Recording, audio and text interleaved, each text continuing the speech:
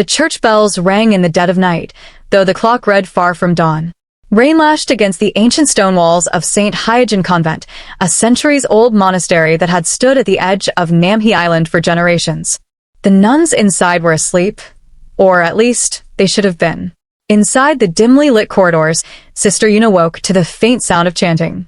It was deep, rhythmic, almost hypnotic, yet the words were not Korean, nor any language she recognized.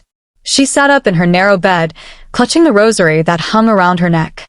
Her roommate, Sister Mincio, was still asleep, but her face twitched as if she was dreaming something violent. The chanting grew louder, accompanied by the faint flicker of candlelight under their door. Yuna stepped out of bed, pulled her habit over her nightclothes, and slowly opened the door. The hallway was empty, but the air was thick, humid, almost suffocating. She followed the sound down the hall, toward the chapel. When she entered, her breath caught.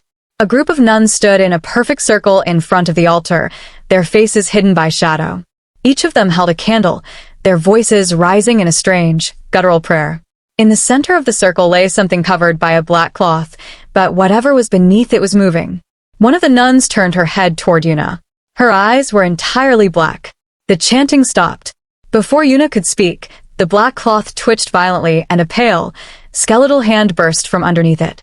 The nuns all stepped back at once, and Yuna, frozen in place, felt the air rush out of the room as if something ancient had been released. A sudden, piercing bell sound cut through her mind, yet it wasn't from the church tower. It was inside her head. The arrival.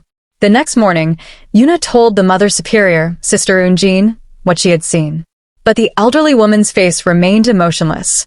Sometimes, Eunjin said, God tests us with illusions. You must not let the devil's tricks tempt you into gossip. When Yuna pressed further, Yunjin's tone turned cold. Never speak of this again. The unease in the convent grew. Food spoiled faster than usual. The old wooden crucifix above the altar began to bleed from the eyes of Christ. Sister Mincio began waking at night, mumbling in her sleep, her voice eerily deep. It wasn't long before another stranger arrived, a young priest named Father June. He claimed he was sent from Seoul to assist with spiritual cleansing after reports of unrest in the convent. The nuns welcomed him politely, but Yuna noticed how some avoided eye contact, as if afraid of him. Father June began questioning the nuns one by one, but many refused to speak.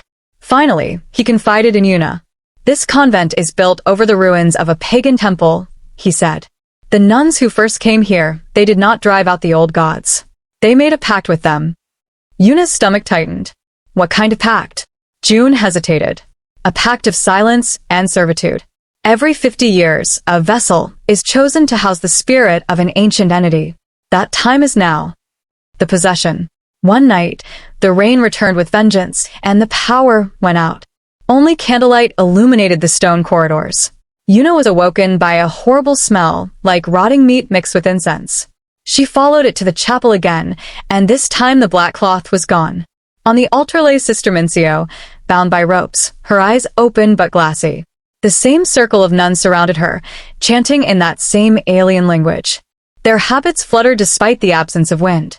Mother Superior Eunjin raised a silver chalice and poured a thick black liquid into Mincio's mouth. Mincio convulsed violently, screaming in a voice that was not hers. Father June burst in, holding a crucifix.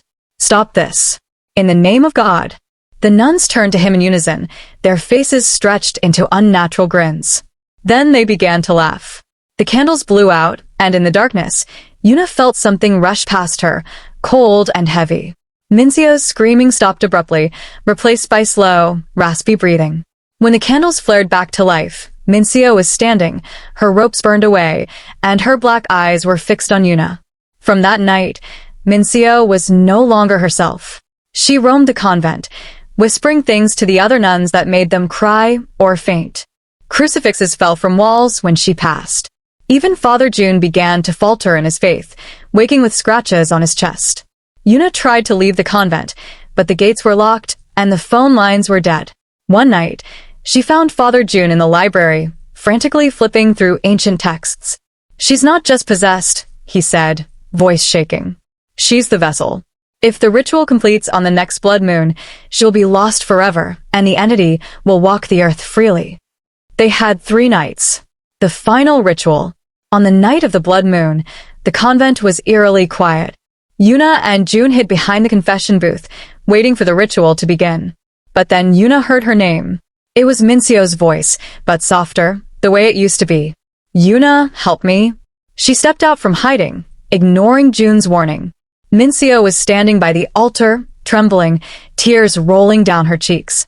But as Yuna approached, Mincio's face twisted into a grin. "You should never have come here." The other nuns emerged from the shadows, circling them. Unjin began the final chant, her voice deep and resonant. The black liquid was brought again, and Mincio's body convulsed violently. June charged forward, pressing the crucifix to Mincio's forehead. A shriek unlike anything human tore through the chapel.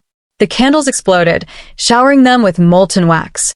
Yuna grabbed the chalice and hurled it to the ground, shattering it. The black liquid seeped into the stone floor and began to smoke. The entity screamed through Mincio's mouth, black veins spreading across her skin. But as the moon disappeared behind the clouds, her body collapsed to the ground. Aftermath. When morning came, the convent was silent. Many of the nuns had vanished. Yunjin's body was found in the chapel, her eyes burned out. Mincio was alive, but weak, with no memory of what happened. Father June left without saying goodbye, leaving only a small silver cross for Yuna. Years later, Yuna would hear rumors that a closed convent in Seoul had begun reporting strange disturbances, and a group of nuns had been seen chanting in a language no one recognized. And every year, on the night of the blood moon, Yuna would wake to the sound of chanting in her dreams.